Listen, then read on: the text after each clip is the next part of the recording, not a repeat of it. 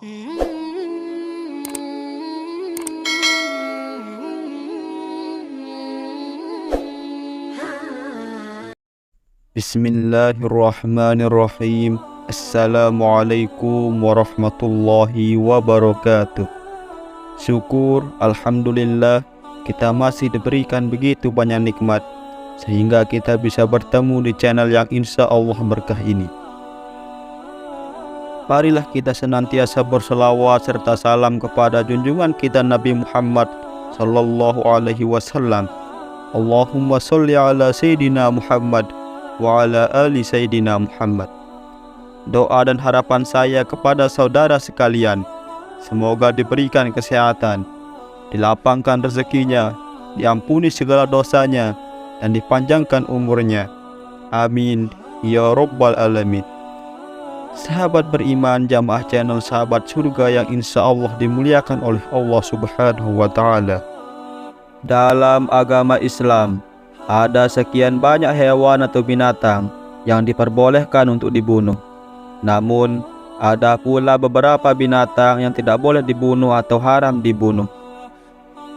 Lalu, binatang apa saja yang tidak boleh dibunuh dalam Islam? Allah melarang atau mengharamkan untuk membunuh beberapa binatang tertentu, tentu mempunyai alasan. Allah pun telah memperbolehkan untuk memanfaatkan beberapa hewan atau tumbuhan untuk diambil manfaat oleh manusia. Namun, dari sekian banyak jenis-jenis hewan atau binatang yang terdapat di bumi ini, ada berbagai hewan yang Allah haramkan untuk manusia.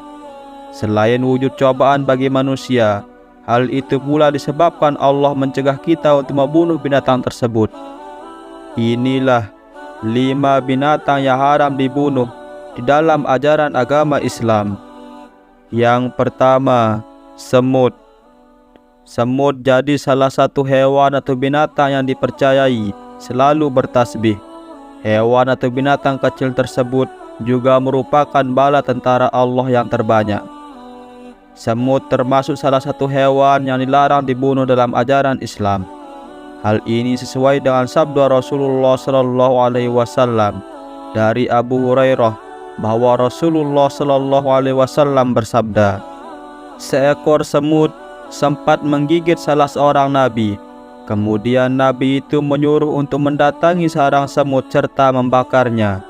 Namun kemudian Allah menurunkan wahyu kepadanya, apakah cuma sebab seekor semut menggigitmu lalu kalian membasmi satu umat yang senantiasa bertasbih kepadaku? Hadis riwayat Muslim. Oleh sebab itulah membunuh semut menjadi sesuatu hal yang terlarang dalam Islam atau haram membunuh semut. Jika sekiranya Anda pernah melakukannya, maka segeralah bertaubat kepada Allah. Dan apabila terdapat seekor semut di sekitar rumah, lebih baik dibatasi dengan kapur barus atau sejenisnya. Mudah-mudahan semut yang mengganggu di sekitar rumahmu pergi dengan izin Allah tanpa harus membunuh semut tersebut. Yang kedua, laba-laba. Dalam sejarah kisah Nabi, laba-laba dipandang sebagai juru selamat Nabi dikala Nabi dikejar oleh kalangan kafir Quraisy. Waktu itu Rasulullah sallallahu alaihi wasallam bersembunyi di dalam gua dan hampir saja kafir Quraisy menemukan beliau. Tetapi berkat seekor laba-laba yang bersarang di mulut gua dan menutupi gua tersebut, sehingga kaum kafir Quraisy beranggapan tidak mungkin terdapat orang di dalamnya. Rasulullah sallallahu alaihi wasallam pada saat itu berada di dalam gua ditemani sahabat sejatinya Abu Bakar As-Siddiq. Mereka sedang bersembunyi dari kejaran kafir Quraisy. Namun kaum kafir Quraisy yang mengejarnya beranggapan tidak mungkin di dalam goa ada orang karena di mulut goa tertutupi sarang laba-laba yang masih utuh dan sempurna. Serta mereka di situ mendapati 2 ekor burung merpati. Maka mereka tidak menyangka kalau di dalam goa ada orang yang bersembunyi. Merujuk pada kisah tersebut, maka tindakan membunuh laba-laba adalah perbuatan dosa karena diharamkan untuk membunuhnya. Yang ketiga, lebah. Lebah adalah binatang atau hewan yang istimewa dalam Islam. Apalagi secara harfiah, julukan lebah dijadikan nama surat di dalam Al-Quran, yakni surah An-Nahl yang artinya lebah. Selain itu pula, banyak pelajaran yang dapat dipetik dari kehidupan lebah. Begitu juga dari segi manfaat. Lebah yang dikenal sebagai hewan penghasil madu sangat banyak mempunyai manfaat untuk kesehatan. Mayoritas ulama mengatakan hukum lebah selepel dengan semut dengan landasan hadis di atas, yaitu tidak boleh membunuhnya. Namun, para ulama menerangkan tidak boleh membunuh lebah karena lebah bermanfaat bagi manusia karena menghasilkan madu. Yang keempat, katak. Kulit katak terkenal bisa dijadikan obat penyembuh penyakit kulit yang sulit disembuhkan.